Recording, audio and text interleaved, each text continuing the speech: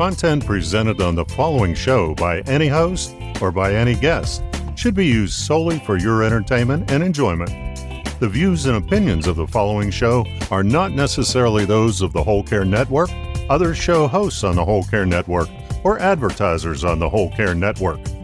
Shows on the Whole Care Network are not intended to treat, diagnose, or claim to cure any disease or condition.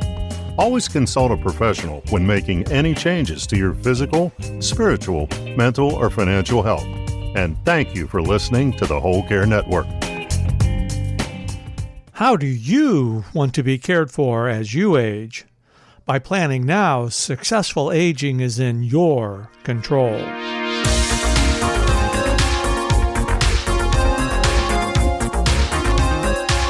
Welcome to Your Future Self, featured on the Whole Care Network. On Your Future Self, we share real-life stories and trusted resources to help you plan for your care.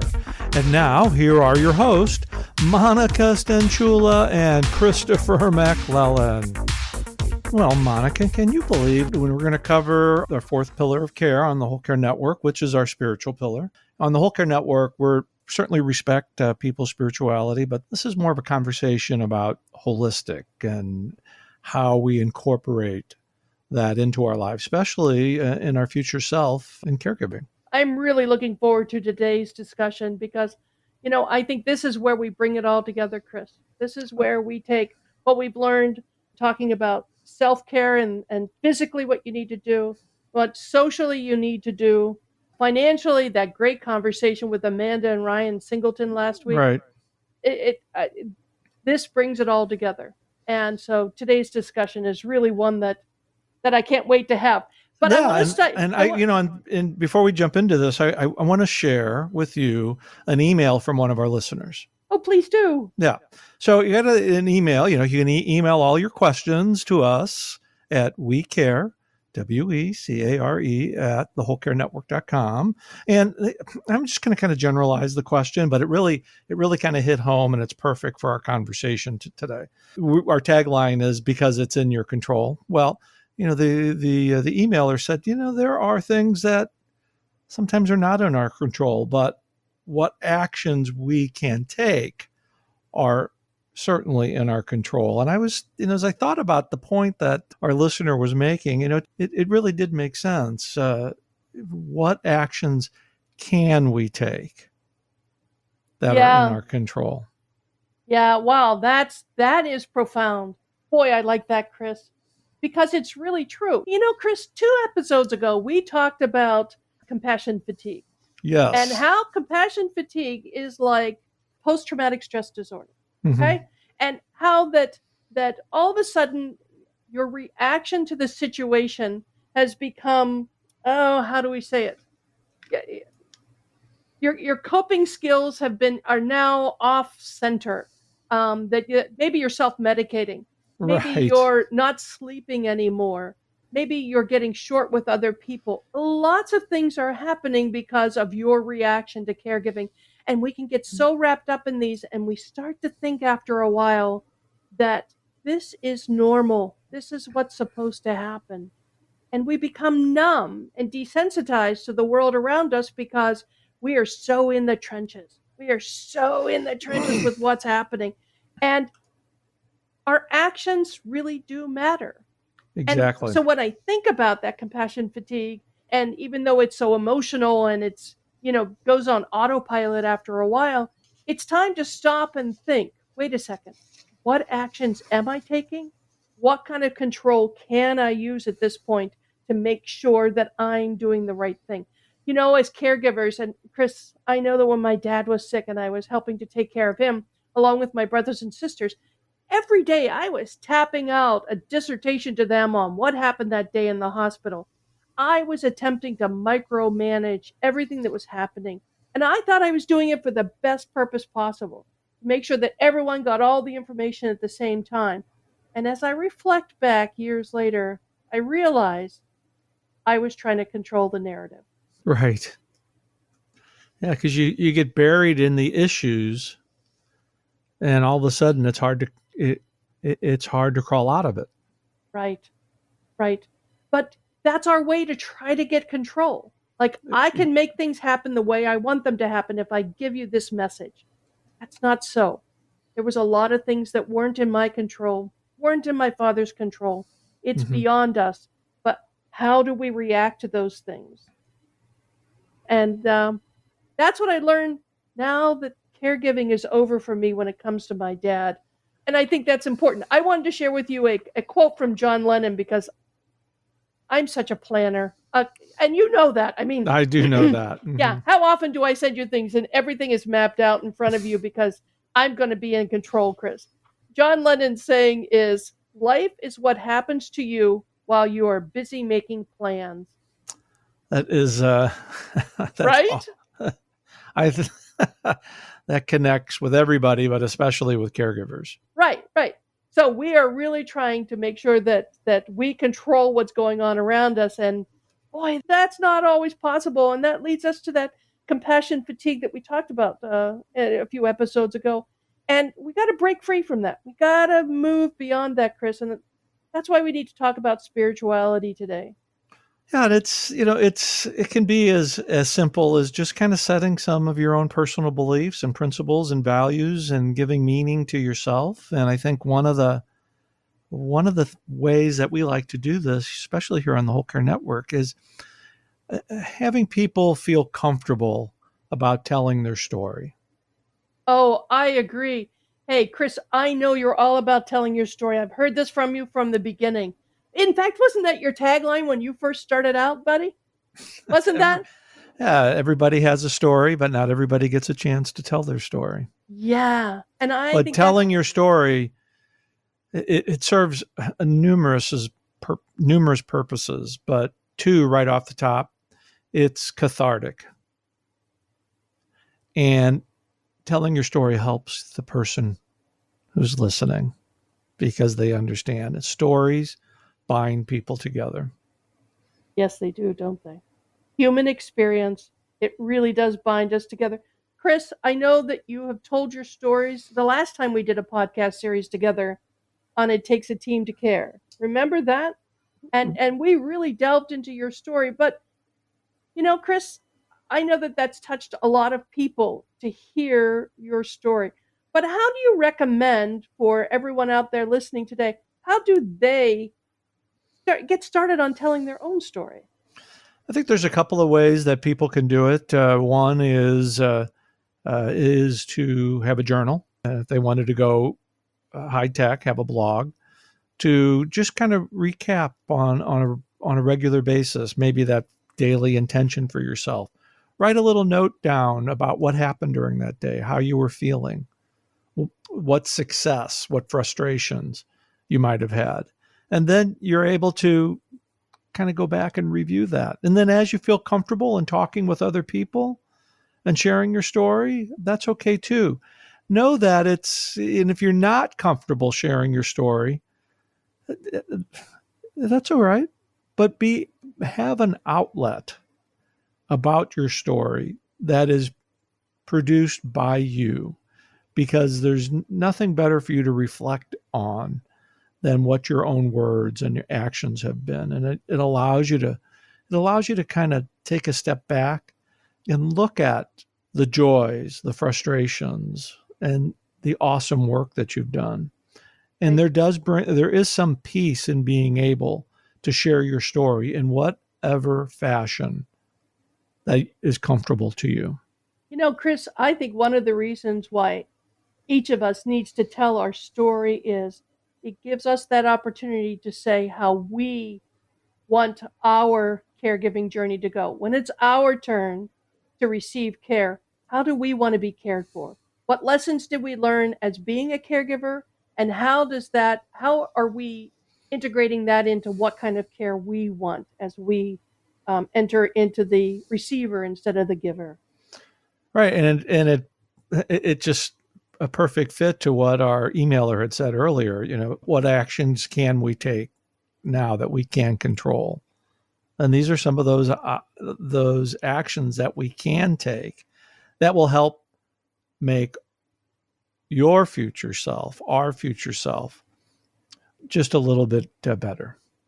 Yeah. Hey, Chris, we've created some homework for our listeners, and it's an inventory to talk about what they want for their future self. So, okay, we tell our story, we make sure that we synthesize and make sense of the journey that we've been through.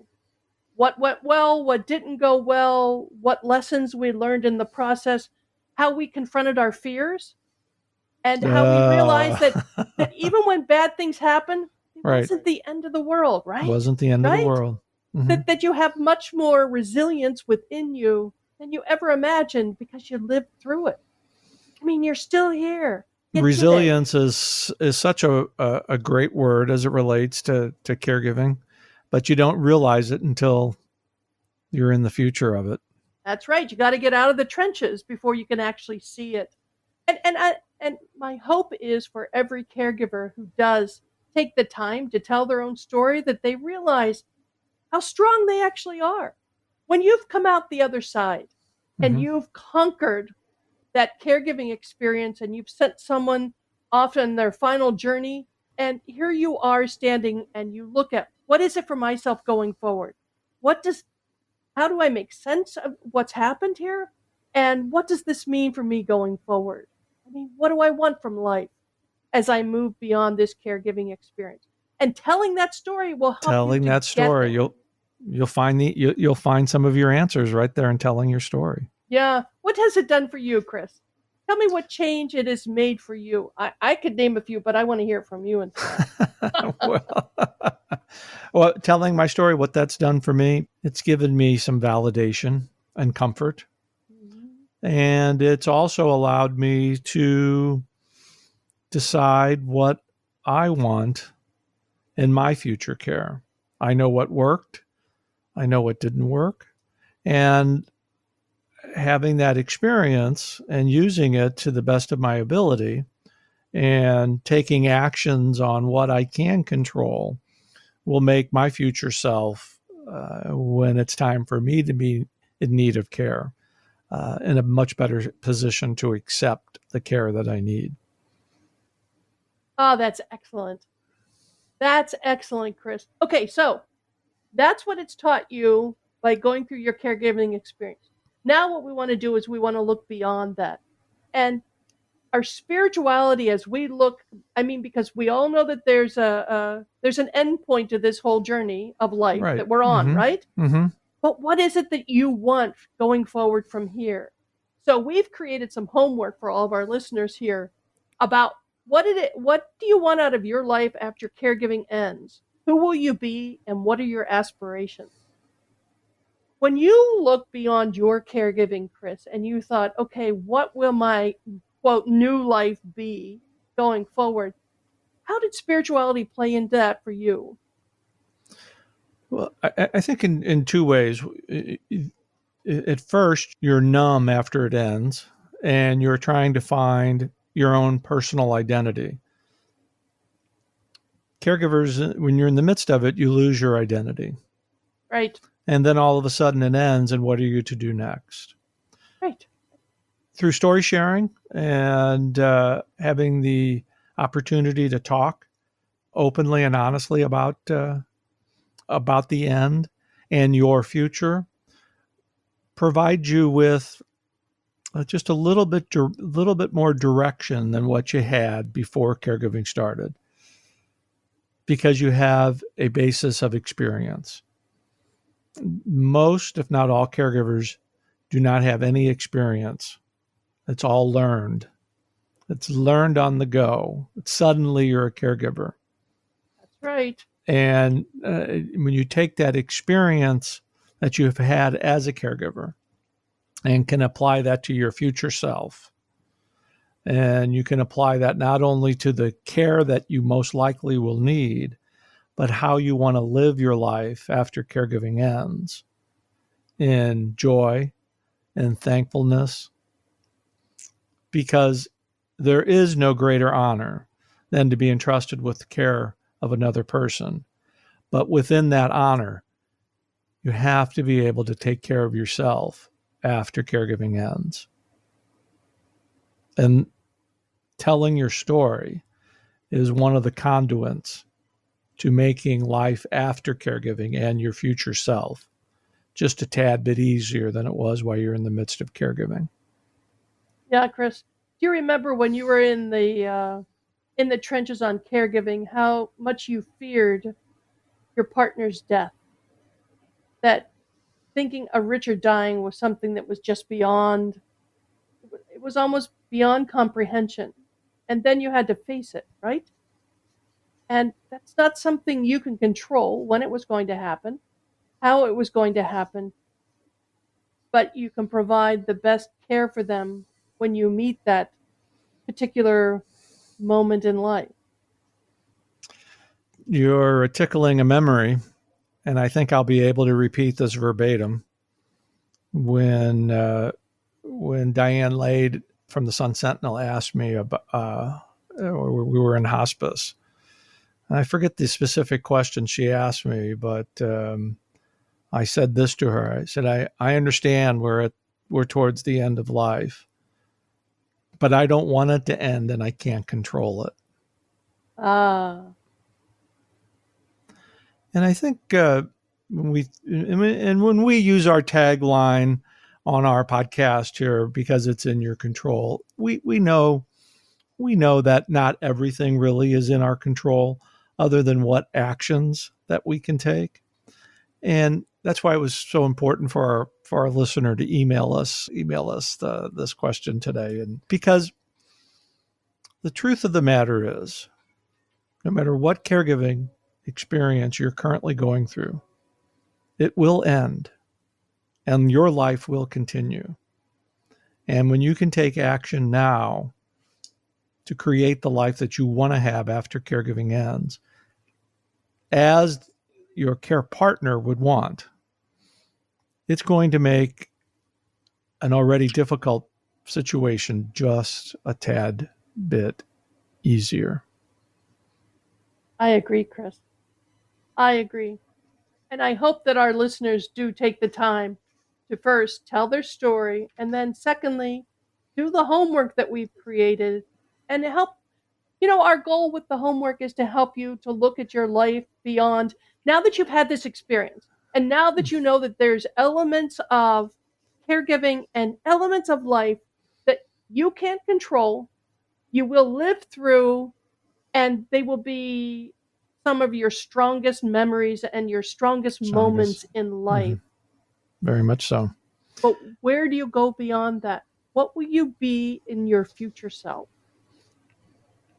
And that is to be determined, because you can take action now to make your future self better than what it was while you were in the midst of caregiving. And your homework by Professor Stenchula is available on our landing page on the Whole Care Network. Just look for the wholecarenetwork.com/your future self, and you'll see all of our lists of our documents that you can download for your pleasure and respond to us at your leisure at wholecarenetwork.com.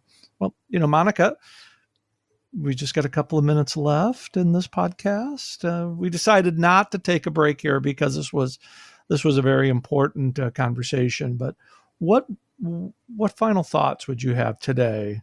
We talked more about me and my caregiving situation, but share some final thoughts with our listeners about you and your future self as caregiving has impacted you. One of the things I didn't expect for myself coming out of caregiving is the tribe that I found. Yes. Yeah, and we're all different ages. We come from all different backgrounds. We've been through different experiences, but fundamentally, we have many, many things in common. Many things in common in terms of freely giving to care for someone else, that unconditional love, and the impact that it's made on us as a person. And I think to a fault, we don't have a secret handshake yet, but it feels like there is a connection that I can almost tell when I encounter a caregiver when I'm out. So I don't need that secret handshake to make it happen. I can tell in the way that they talk. I can tell in the way that they care for other people, and just because what kind of people they are. And I'm grateful for that. I'm grateful for having that experience. And Chris, being on this journey with you is one of life's greatest pleasures as well, because, you and we identify with this tribe. This is We us. do. This is We're a us. part of it. And that's the unique thing about caregivers is you may not know that person personally, but you know that person. You know what they're going through. You know their situation. And when you can dive deeper into their stories, that's even the more connection that you have. So, goodness, Monica. I don't want this to end, Chris. Well, it's not. This is just the beginning. This is just the beginning of our future self. But we encourage all of our listeners to visit us online at thewholecarenetwork.com/yourfutureself. And of course, we want to give Monica a plug too at reunioncare.com. Thank you. Thank you. Make sure we take care of ourselves. Put on your oxygen before you put on your oxygen mask. Before you do for other people.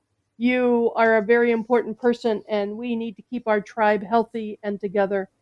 And Chris, this has been quite an incredible journey. I hope we do hear from everyone. And I do too, and we'll be continuing our discussion on our future self. Thanks for joining us today.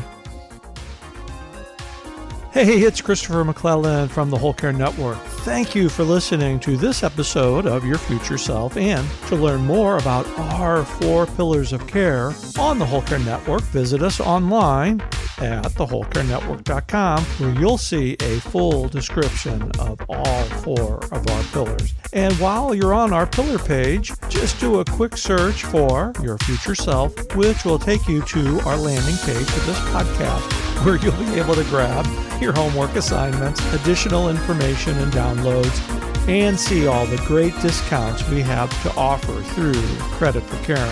And be sure to subscribe to Your Future Self wherever you listen to your favorite podcast. We'll see you for another episode of Your Future Self real soon.